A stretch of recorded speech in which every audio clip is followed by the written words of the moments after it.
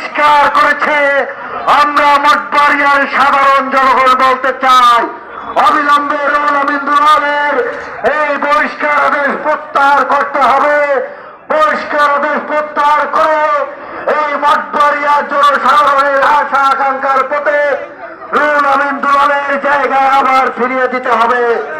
তাহলে অবিলম্বে আমরা এই মঠবাড়িয়া সাধারণ জনগণ বৃহত্তম কর্মসূচি পালন করতে বাধ্য হব। সংগ্রামী বন্ধুগণ, সংগ্রামী নেতৃবৃন্দ, এই কুচক্রী মহল রুহুল আমিন দুলালের বিরুদ্ধে একটি ষড়যন্ত্র করে গতকাল সন্ধ্যার পরে কেন্দ্রীয় কমিটির ভারপ্রাপ্ত চেয়ারম্যান তারেক রহমানকে ভুলভাল বুঝিয়ে কিছু হলুদ মিডিয়া ভুলভাল বুঝিয়ে